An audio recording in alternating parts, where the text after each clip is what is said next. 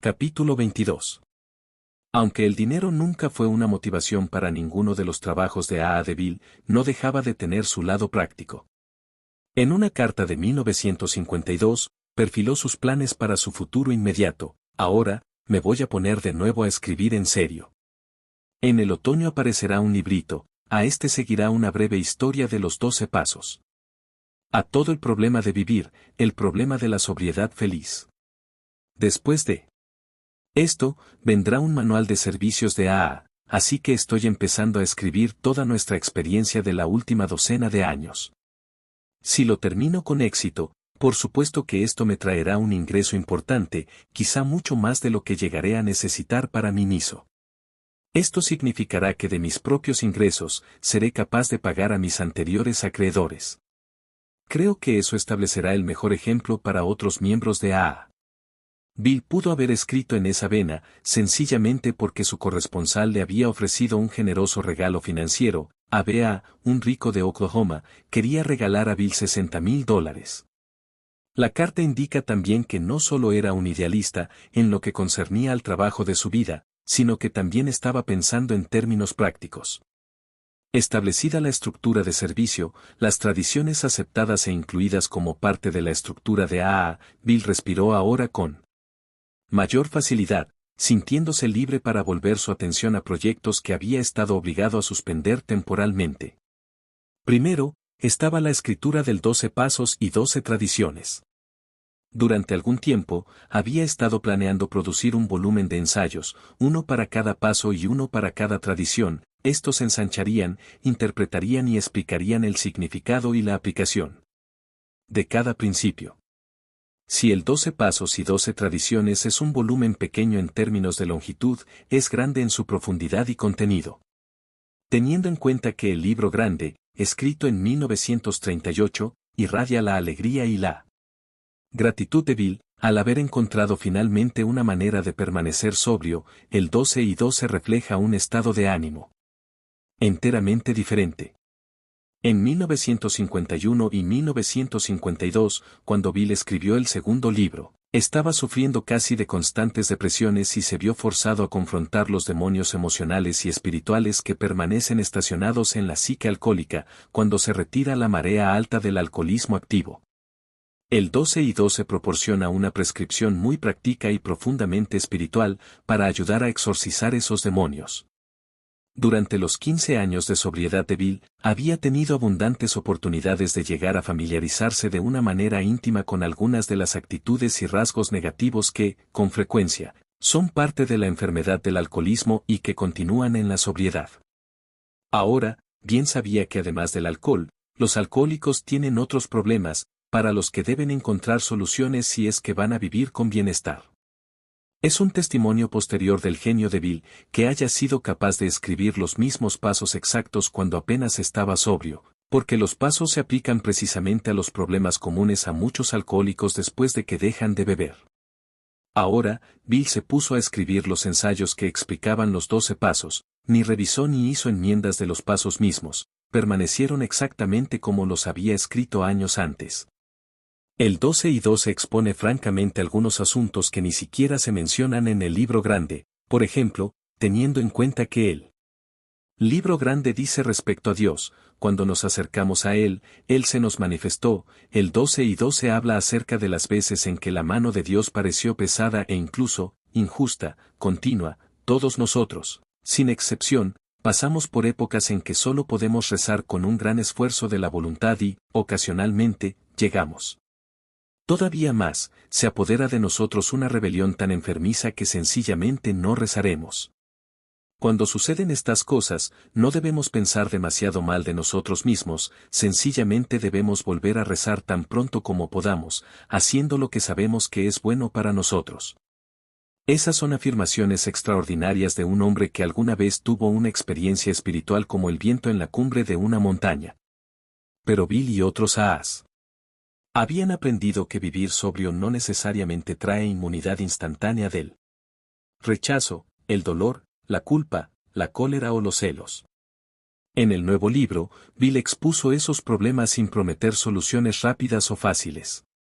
De hecho, golpeó tan duro en los asuntos negativos en el 12 y 12 que, aparentemente, se sintió obligado a añadir una explicación o apología cerca del final de su ensayo del paso 12. Puede parecer que AA consiste principalmente de dilemas y conflictos atormentadores. Hasta cierto grado, eso es cierto. Hemos estado hablando acerca de problemas, porque somos gente problema que hemos descubierto un camino para encontrar la salida, y que deseamos compartir nuestro conocimiento del camino con todos los que puedan utilizarlo. Pero solo es mediante la aceptación y resolución de nuestros problemas como podemos empezar a estar bien con nosotros mismos, con el mundo que nos rodea y con Él, que preside sobre todos nosotros.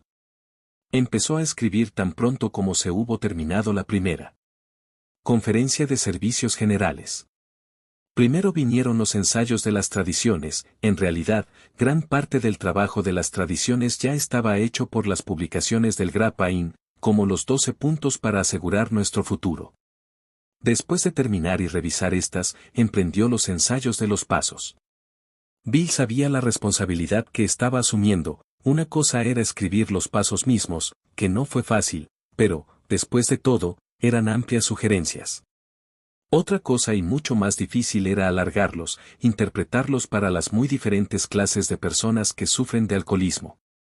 En una carta al padre Dowling, fechada el 17 de julio de 1852, describió los dilemas que estaba encarando. El problema de los pasos ha sido ampliarlos y profundizarlos, tanto para los recién llegados como para los veteranos, pero son tantos los ángulos y es tan difícil atinarle en el blanco. Tenemos que tratar con ateos, agnósticos, creyentes, depresivos, paranoids, clérigos, psiquiatras, y todos y cada uno por separado. Parece mucho que hacer el cómo ensancharlos y abrirlos de manera que parezca correcto y razonable entrar ahí y, al mismo tiempo, evitar distracciones, distorsiones y los seguros prejuicios de todo el que pueda leerlos. Su método físico de escribir el 12 y 12 fue muy parecido al que utilizó para el libro grande. De la misma manera montaría la segunda edición de este último y, posteriormente, Alcohólicos Anónimos llega a la mayoría de edad. Estos 3 libros, escritos durante el decenio de los 1950, lo ocuparon en sucesión inmediata. El 12 y 12 se publicó en 1953, la segunda edición del libro grande, en 1955 y AA. Llega a la mayoría de edad, en 1957. Escribía sección por sección y cada una la mandaba a amigos y editores para sus comentarios. Luego, revisaba el material original, de acuerdo a las sugerencias que llegaban. También utilizó a AS de confianza para ayudarlo con los 3 proyectos. Barry L. trabajó en el 12 y 12, Tom P. en el 12 y 12 y AA. Llega a la mayoría de edad, y el B. en la segunda edición del libro grande. El reportero del Saturday Evening Post, Jack Alexander, también fue uno de los amigos a los que Bill mandó el material. De los ensayos de las 12 tradiciones, Alexander tuvo esto que decir: el único defecto serio, a mi parecer, es que has tratado con demasiada brevedad a la vieja sociedad washingtoniana, que la mayor parte de la gente nunca ha oído mencionar. No debes preocuparte en absoluto acerca de tu estilo de escribir. Más que cualquier otro, estás calificado para hablar el lenguaje de AA, y lo haces con nobleza. Si fueras a profesionalizar tu estilo, se perdería el jugo del mensaje, se leería con rapidez y, sería, tan poco convincente, como las baratijas cromadas que venden en cantidades horrorosas los muchachos de corbata que atienden los almacenes de Madison Avenue. La respuesta de Bill a Alexander: además de mi tendencia natural a retrasar las cosas, he tenido una terrible mala suerte respecto a escribir más. Me supuse que había sido tan golpeado por los acontecimientos de estos últimos años, que nunca podría lograr algo más que valiera la pena, así que tus comentarios me levantaron de verdad el ánimo. En realidad fueron palabras muy bondadosas, mi amigo. Justo ahora, estoy haciendo una serie similar de los 12 pasos. El lanzamiento y el tono de ellos es en cierta forma diferente. Quizá esto se deba a que el trabajo de las tradiciones fue más de la naturaleza de un informe objetivo, mientras que el de los pasos es definitivamente subjetivo. Del material que Bill remitió 6 meses después, Jack Alexander escribió: el guión de los 12 pasos es fascinante. El único problema con tu estilo de escribir es mecánico, ya que te apoyas con demasiada frecuencia en la cláusula o frase puesta entre guiones. Empecé a intentar reducirlas, pero me rendí. Creo que debes conseguir a alguien que repase el manuscrito viendo cuántos guiones, así utilizados, se pueden reducir a simples comas. Haría más tersa la lectura. La misma persona debe quitar la mayor parte de tus signos de admiración, solo para quitar de las pestañas del lector. Otro truco mecánico, son los gritos de "el lobo". El lobo, y su impacto se reduce con cada repetición. Por lo demás, el texto es espléndido. Tiene la verdadera autoridad y convicción, y yo me quedé contigo hasta el final, que es más de lo que puedo decir de El viejo y el mar, de Hemingway. El 12 pasos y 12 tradiciones se publicó en 2 ediciones, una para la distribución por medio de los grupos de AA y una segunda, que costó 50 centavos de dólar, más $2.75 en vez de 2.25, con la intención de venderla en librerías, siendo distribuida por Harper & Brothers, por arreglo con el viejo amigo de AA, Eugene Axman. AA hizo un contacto con Harper, que permitía a la fraternidad retener el pleno control y los derechos de autor de ambas ediciones. El libro fue un éxito inmediato. En una carta, de fecha 5 de octubre de 1953, Bill escribió: "Al principio dudaba que hubiera alguien a quien le interesara, excepto a los veteranos que habían empezado a funcionar en actividades de la vida, en otras áreas diferentes al alcohol, pero, aparentemente, el libro está siendo utilizado por los recién llegados con buen efecto. A la fecha hemos remitido más de 25,000, una cifra que había por sí misma. Las exigencias de la fraternidad para Bill habían disminuido por ahora. Las oficinas centrales estaban funcionando tersamente y la conferencia estaba en su lugar, cuando menos sobre su base de un periodo a prueba de 5 años. Bill fue capaz de lograr muchas cosas durante este lapso. 2 años después de la publicación del 12 y 12, se publicó la segunda edición del libro grande. En 1955 la primera edición, que había pasado por 16 impresiones, y algunas de las historias personales, en cierto modo, estaban anticuadas. La fraternidad tenía la experiencia y los miembros suficientes para incluir un mayor número de historias de mujeres, de los de fondo alto y de los miembros más jóvenes. Para la segunda edición Bill se desvivió por incluir una historia personal que claramente había sido omitida en la primera, la de Bill D., el alcohólico anónimo número 3, el hombre en la cama, que nunca había presentado su historia para la primera edición. Como el mismo Bill D. observó, en ese tiempo no se había interesado en el proyecto del libro. Bill fue uno de aquellos conservadores que Bill Wilson consideró tan vitales para la fraternidad. Fueron los miembros que no se embarcarían en nuevas aventuras y siempre protegerían a la fraternidad de los planes temerarios, nuevos y a veces dañinos, que otros miembros ideaban para AA. Bill de no compartir la visión de Bill Wilson del futuro de AA, no apoyó la idea de la Conferencia de Servicios Generales, aunque actuó conscientemente cuando los miembros de su área lo eligieron como su primer delegado.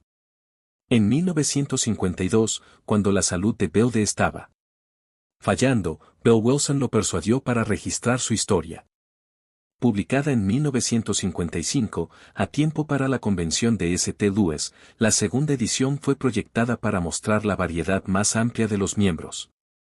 A mucha gente se le pidió que escribiera o registrara sus historias para la posible inclusión en esta edición. Posteriormente, estas fueron donadas a los archivos. Bill fue responsable de obtener el mismo muchas de las historias e iba a los grupos con el propósito expreso de grabar la experiencia de borrachera y recuperación de este o aquel veterano. Después, estas historias fueron cuidadosamente seleccionadas. Además de la ayuda editorial de A.B., Bill contó con la asistencia de Na Wen, su secretaria no alcohólica. La mayor parte del trabajo, al igual que en los otros 2 libros, nació del mismo Bill. El texto original de los 11 primeros capítulos no se cambió en la nueva edición. Estos tratan de los principios que siguieron los primeros miembros para lograr la sobriedad. Además de las historias de Bill y del Dr. Bob, se conservaron otras 6 de la primera edición y se incluyeron 30 nuevas. Se instituyó la actual división de la sección de historias en 3 partes. Estuvo bien programada la aparición de la nueva edición porque en la segunda convención internacional fue cuando Bill dio a Alcohólicos Anónimos su liberación formal en la madurez. A lo largo de los años, él había utilizado diversos ejemplos y analogías para ilustrar la naturaleza de su relación con la fraternidad y, de la misma manera, se daba bien cuenta de que la madurez para el niño significa un papel diferente. Para el padre. Empleaba una sencilla parábola para describir esto, llamándolo el caso de la cocinera en problemas. Supongamos que un muchacho de 17 años pone en problemas a la cocinera de la familia. Su padre tiene la clara responsabilidad de ayudar a solucionar el asunto, incluso aunque sea culpa del muchacho. El padre debe ayudarlo, porque éste es menor de edad. Pero supongamos que el muchacho llega a los 21 años y ponga en problemas a la cocinera.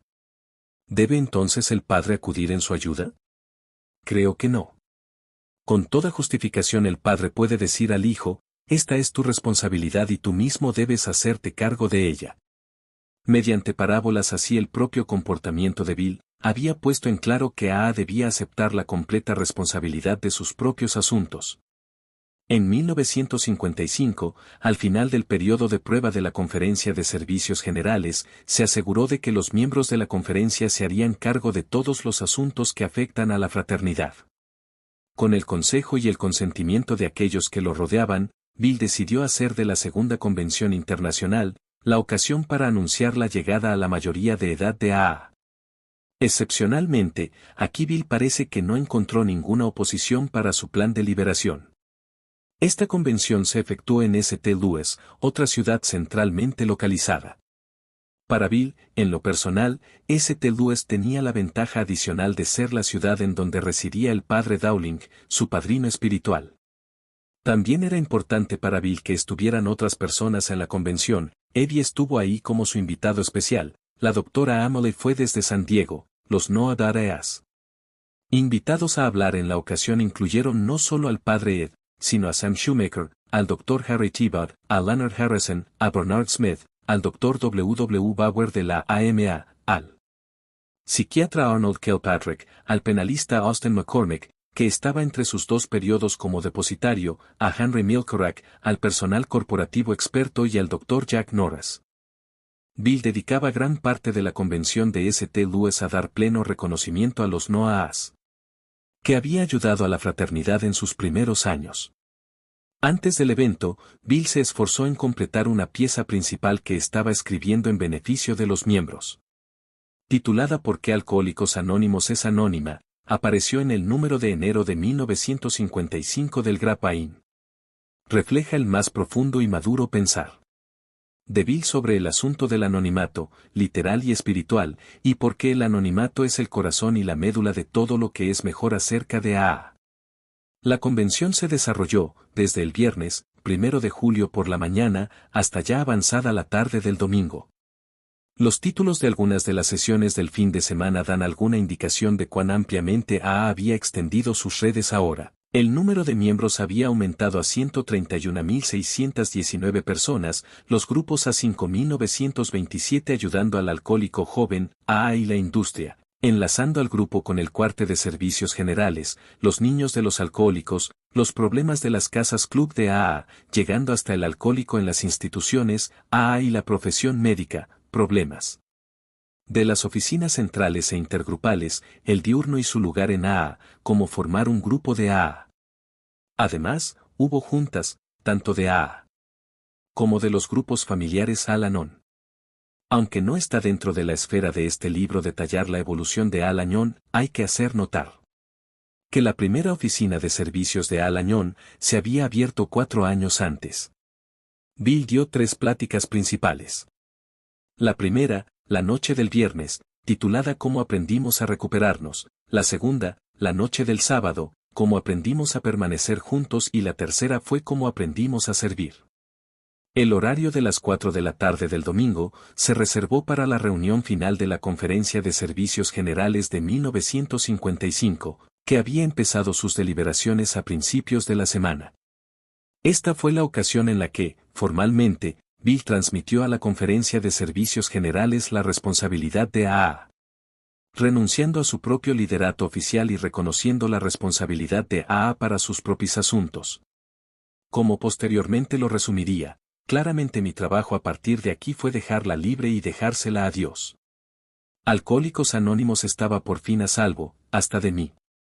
En St. Louis, Bill era un hombre cansado, porque de alguna manera estuvo en todos lados durante esos 3 días, pero, después de 1955, la depresión que lo había molestado durante tanto tiempo se disipó y él volvió a adquirir su aspecto brillante.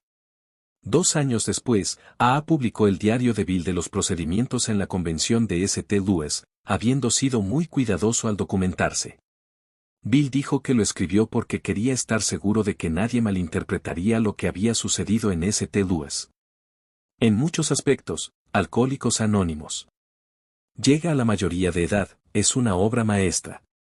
Engañosamente sencilla en su apariencia como un registro de los procedimientos de los 3 días, en realidad es una historia completa de la fraternidad y de su lugar en la sociedad, con secciones enteras dadas a la visión de A.A. como la tienen aquellos que están en la sociedad en general, hombres de la industria, doctores, ministros y depositarios que vivían en íntima relación con la fraternidad. Publicado en 1957, es el penúltimo libro de Bill. El último, publicado en 1967, es La forma de vida de A.A., cuyo título se cambió en 1975 a tal como la ve Bill. Consiste en su totalidad de pasajes seleccionados de otros escritos de Bill, sugerido y editado, con aprobación palabra por palabra de Bill, por Janet G. Bill hizo él mismo alguna edición, ejerciendo la prerrogativa del escritor de pulir su trabajo. Aunque ahora la salud de Bill era relativamente estable, esto no lo fue en lo referente a la familia y amigos íntimos. Durante los primeros años de los 1950, Bill estuvo mandando a su padre $100 mensuales, sus hermanas contribuyeron, al igual que un sobrino de la costa occidental. A Bill le inquietaba y preocupaba constantemente cómo se podría cuidar mejor a los ancianos Wilson. Las cartas volaron de acá para allá entre la Columbia Británica y Nueva York, conforme Bill intentaba encontrar una solución a sus miles de problemas. En una coyuntura, había investigado la posibilidad de llevar a Gilman y Christine de regreso a Vermont para permanecer ahí hasta el final de sus vidas, pero, debido a que ese cambio les costaría la pequeña pensión que tenían, el plan se abandonó. Sin embargo, los A.A.s de Canadá fueron de un gran apoyo para Bill, tanto práctico como moral, ya que a larga distancia trataron de estar al cuidado de su padre y madrastra. En 1953, fueron de visita a Bedford Hills, pero, para entonces, el endurecimiento de las arterias había dado el habla y la memoria de Gilman. Cuando regresaron a Marblehead, tuvo que estar en observación de una manera constante, por miedo a que deambulara por los bosques y se perdiera. Con la ayuda de los miembros de A.A. en Vancouver, él y Christine se cambiaron a una casa de huéspedes en esa ciudad, que dirigía una enfermera jubilada. Posteriormente, Gilman se cambió de nuevo, esta vez a una clínica de reposo. En Bedford Hills también había problemas. El 24 de enero de 1954, una fecha significativa para Bill y Lois, que nunca había estado enferma, tuvo un ataque al corazón. El 23 de enero, apaleó la nieve del largo camino que conducía hasta su casa y al día siguiente, en el 38º aniversario de su matrimonio, fue a la ciudad a reunirse con Bill, que ya estaba ahí. Tenían planes para la celebración. La nota que Bill se escribió el día anterior, se lee: venga cualquier peligro, sabemos que estando en brazos, uno en los del otro, estamos a salvo, porque estamos en los de Dios. El diario de Lois para ese día describe lo que sucedió a continuación. Mientras estaba de compás había tenido un dolor en el pecho, que continuó alrededor de media hora. Después de picar el almuerzo, fui a ver la película El desierto viviente, en el Sutton Theater. Dolor otra vez, abajo del brazo izquierdo y después muy fuerte bajo el brazo derecho. Permanecí sentada hasta el final de la película, pensando que el dolor sería, pero continuó. Tomé un taxi al Hotel Bedford, en donde había un mensaje en la administración, que pensé que era para mí. Llamé a diversos lugares, tratando de encontrar a Bill y debilitándome cada vez más. Hice las llamadas desde el vestíbulo. Finalmente la oficina de A.A. me dijo que estaba en el hotel. Llamé a Leonard, que llegó alrededor de media hora después. Él llamó a su vez al Dr. Ragnikov del N.I. Hospital y a una ambulancia. Aproximadamente cuando llegó Leonard cesó mi dolor. Cuando llegó la ambulancia, no me permitieron ni siquiera ir al baño, sino que me llevaron en una camilla a un cuarto privado en N.I. Hospital. Así quedaron canceladas todas las citas siguientes. Lois creía que la salud era un asunto moral y se sintió vagamente culpable por enfermarse, según afirmó. Para sorpresa de todos, incluida ella misma, resultó ser una paciente modelo. Se le dijo que no hiciera nada durante un año y fue escrupulosamente obediente, a pesar de la desacostumbrada inactividad a la que fue forzada. De una carta de Bill al padre Dowling, fechada el 3 de marzo de ese año, el informe sobre Lois continúa siendo muy bueno. Ha estado en casa aproximadamente 10 días y es muy evidente que el ataque fue leve. Gana fortaleza hora tras hora, tiene un marco mental maravilloso de todo el asunto y muestra todos los signos de estar convencida de que las prohibiciones que se requieren de ella en los meses por venir y, hasta cierto grado, indefinidamente. Estoy encantado con ella más allá de toda medida. También estoy mirando hacia adelante, con la esperanza de que ahora puedo hacer por ella lo que una vez hizo por mí. Cuando estaba enfermo, siempre estuvo ahí y me atendió, ahora es su turno. Más que la mayor parte de las otras mujeres, ha sido convertida temporalmente en una viuda por A. Dios me perdone mi parte en todo esto y ahora me permita igualar las acciones. El 14 de febrero, justo 3 semanas después, murió Gilman Wilson. En representación de Bill, los miembros de AA de Vancouver ayudaron a supervisar los arreglos del funeral y los servicios de Gilman. Regresaron sus cenizas a East Dorset, para ser enterradas en el pequeño cementerio campestre con sus parientes Wilson. Posteriormente, Christine sería enterrada a su lado, aunque nunca vivió en Dormont. Ella murió al año siguiente, el 6 de enero de 1955. Sobre Bill cayó informar a su madre, la mujer que hacía mucho tiempo había sido la esposa de su padre. La nota mortoria de Gilman, haciendo un resumen de la vida llena de colorido de un vigoroso individualista, apareció en el Cottonian, de Caslo, Columbia Británica, el jueves 25 de febrero de 1954. G.B. Wilson, edad 84 años, Gilman Barrow Wilson nació en East Dorset, Dormont. Heredó de su padre vastas canteras de mármol a una temprana edad y se hizo cargo de la administración, poco después de graduarse en el Albany College, NI. Estas canteras las abrió su abuelo y fueron las primeras que funcionaron en Estados Unidos. El primer gran trabajo del señor Wilson fue extraer mármol para el monumento conmemorativo de los soldados y marinos, que todavía se encuentra sobre Riverside Drive, en la ciudad de Nueva York. Aproximadamente, en esta época también sacó cientos de escalones y barandales de mármol, que todavía están embelleciendo casas palaciegas en Nueva York y Filadelfia. Mediante amigos, fue atraído al trabajo de la construcción en la época que había postulantes para construir el metro de Boston. Logró a la perfección esta proeza de ingeniería, que posteriormente le trajo la superintendencia del túnel de la Cabana y otros proyectos. Su destreza para manejar estas operaciones captó la atención de la Path Manufacturing Co., que lo reconoció como un hombre con futuro y él, siendo todavía de corazón un marmolero, fácilmente consintió en emprender un viaje por los estados y provincias y se familiarizó con los diferentes tipos de mármol, incluidos los italianos, con sus características dominantes y con los lugares en que se encontraban. Fue en uno de esos viajes de inspección para encontrar piedra comerciable, cuando llegó al valle de Kootenay y aquí encontró un lugar llamado Leblanc. Lo desarrolló una compañía de Montreal y posteriormente se lo vendió al señor Wilson, que le cambió el nombre a Marblead. Durante estos años de aquí se extrajo mucho mármol. Con este mármol se construyeron el edificio de la Great West Laugh en Winnipeg, un teatro en Edmont y numerosos edificios más. A principios de la administración de Roosevelt, fue llamado a Florida para construir los arcos para el Overseas Highway en Key West. Estos tenían que ser cortados de la roca de coral nativa y el trabajo hecho por los veteranos sin trabajo, que estaban acampados en los jardines de la Casa Blanca. Se había mandado a Maracaibo los primeros 600 de estos y le seguirían más tan pronto estuvieran disponibles las instalaciones para albergarlos. Sin embargo, esto nunca sucedió, ya que sopló un huracán del Caribe y antes de que un tren pudiera llegar hasta ellos, más de 450 fueron arrastrados al mar y se ahogaron. Aunque de corazón animoso y gran fortaleza, esto fue más de lo que el señor Wilson podía aceptar donosamente de los elementos y regresó a su viejo hogar en las tranquilas colinas de Marblehead para un semiretiro. Ya había venido la planta y las canteras a una compañía de Edmonton. Cuando se le preguntó cómo podía soportar la soledad de Lardheau después de una carrera tan activa, su respuesta fue, no importa mucho en dónde vive uno sino cómo. Al cuestionársele sobre cuál fue su logro más grande respondió, creo que el hecho de uno deberle a ningún hombre nada más que buena voluntad. Hoy permanecen muchas hermosas estructuras como un monumento a sus logros. Las grandes columnas blancas del monumento conmemorativo de Lincoln en Washington, D.C., quizás son las mejor conocidas.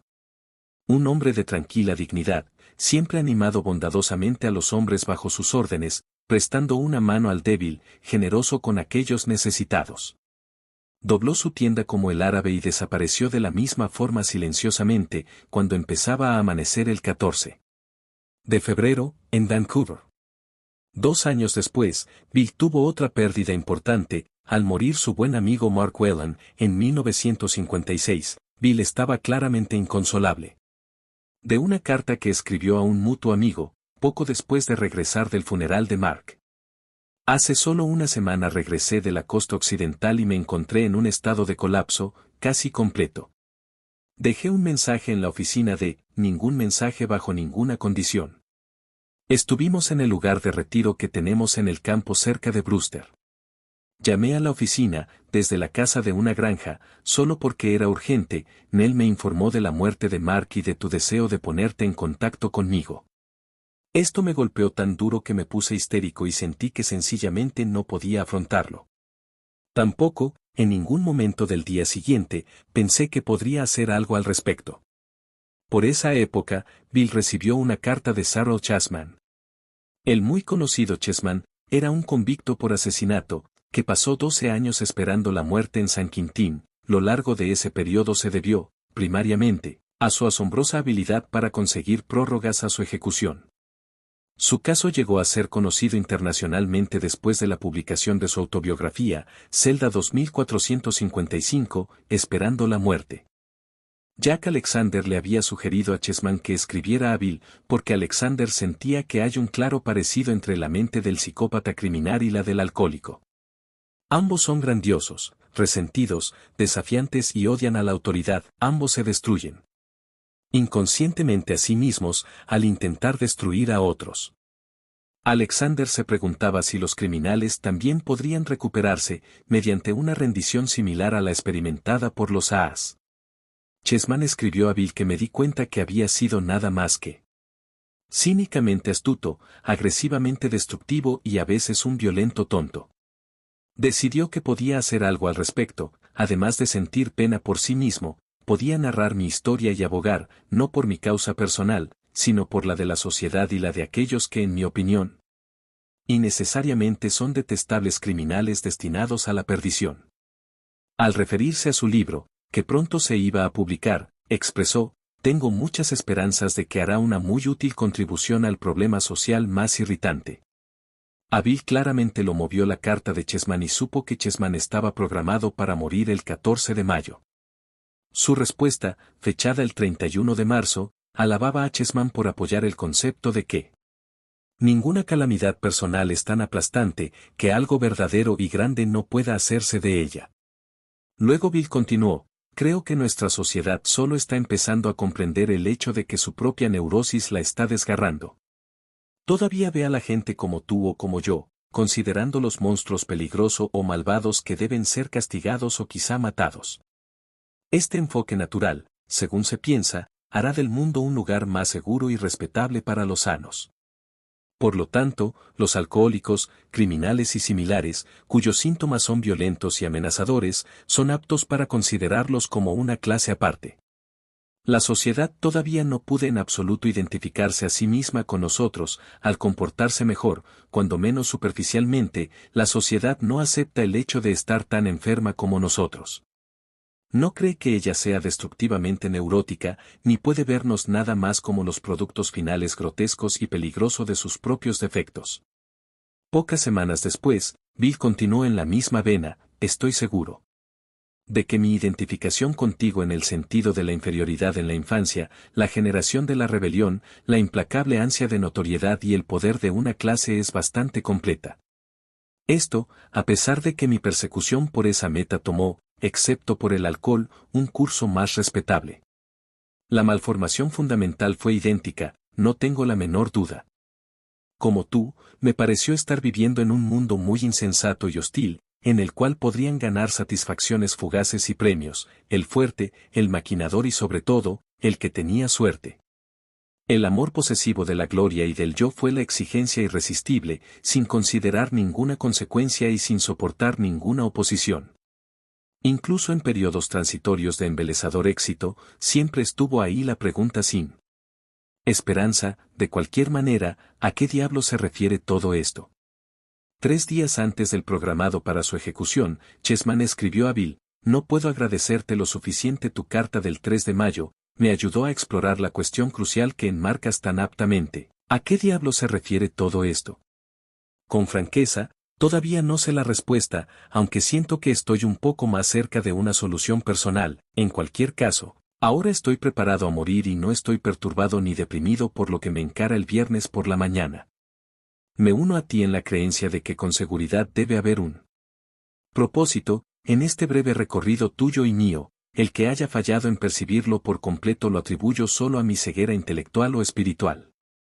He captado vislumbres del propósito y esos confirman mi creencia de que detrás de la realidad hay una verdad más grande. El 13 de mayo Chessman recibió una prórroga inesperada de la ejecución.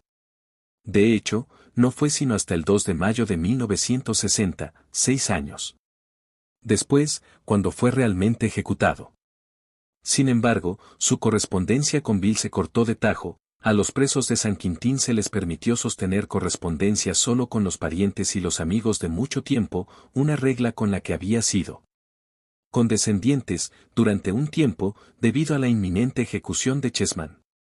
Incluso un ejemplar del 12 y 12 que se le mandó al convicto fue regresado. Se rehusó una solicitud al alcalde de San Quintín para una consideración especial, terminando así la correspondencia con Carol Chessman. Este no fue la única celebridad extravagante cuya vida tuvo una breve intersección con la de Bill. Otros fueron atraídos por la amplitud de su personalidad, por su capacidad para dar respuesta a muchos tipos diferentes de gente y la generosidad que le permitía identificarse con ella.